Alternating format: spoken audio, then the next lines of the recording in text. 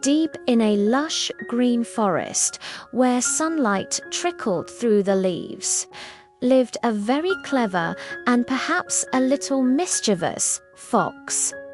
One sunny afternoon, while strolling near his cozy den, he spotted his friend, a tall and graceful stork.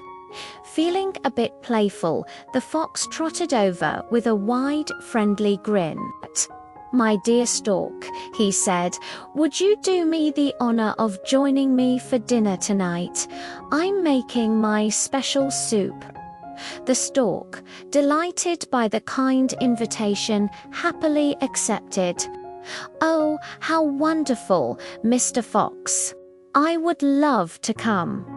She was already looking forward to a pleasant evening with her friend. When the stork arrived at the fox's den later that evening, her stomach was rumbling with anticipation. But when she saw the table, her heart sank just a little. The fox, with a sly twinkle in his eye, served the delicious-smelling soup in two very flat, shallow plates. With his wide snout, the fox lapped up his meal in no time, slurping happily. Delicious," he exclaimed. But the poor stork, with her long, slender beak, couldn't get a single drop. She could only poke at the plate, unable to taste the soup. Trying to be polite, she sighed softly. "Oh, I'm not very hungry tonight after all." The fox, barely hiding his smirk, replied, "Oh, really? What a pity. It's so good." The stork left the fox's den, feeling hungry and hurt.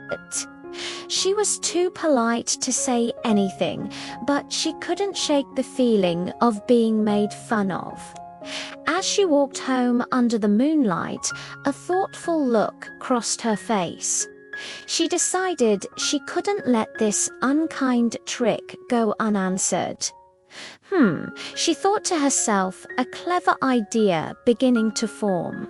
"I'll invite him to my home for dinner tomorrow. Let's see if he enjoys my special kind of hospitality." She wasn't seeking revenge, but a way to teach her friend a gentle lesson in kindness and respect. The very next evening, the fox arrived at the stork's tall, reed-thatched home, his tail wagging with excitement. He was imagining all the delicious food the stork must have prepared. "Hello, my dear stork," he called out cheerfully. "I'm here, and I'm starving." The stork greeted him with a warm smile and led him to a table where a fragrant, wonderful-smelling stew was waiting. The fox's mouth watered, but then he saw the dishes. The stork had served the stew in two tall, elegant jars with very long, narrow necks.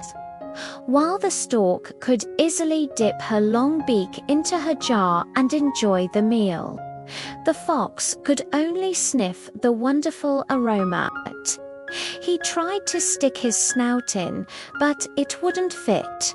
He tried to lick the sides, but he couldn't reach the food inside. I can't seem to reach the food," he stammered, his ears drooping. The stork smiled gently and said, "Oh dear, I do hope you're enjoying it as much as I enjoyed your dinner last night."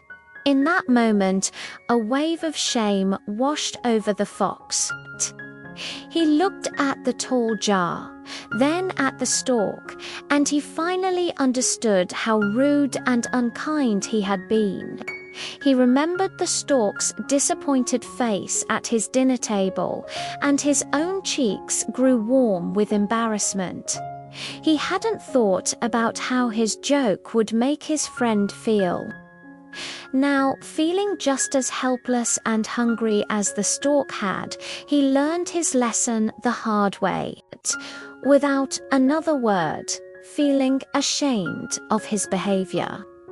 He quietly turned and left the stork's house, his tail tucked between his legs.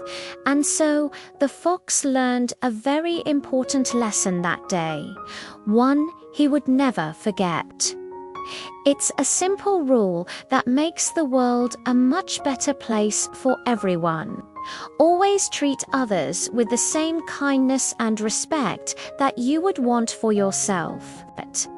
Because in the end, how we treat people always has a way of coming back to us. Thanks for watching our story today. If you enjoyed it, don't forget to like this video and subscribe to our channel for more fables and fun lessons.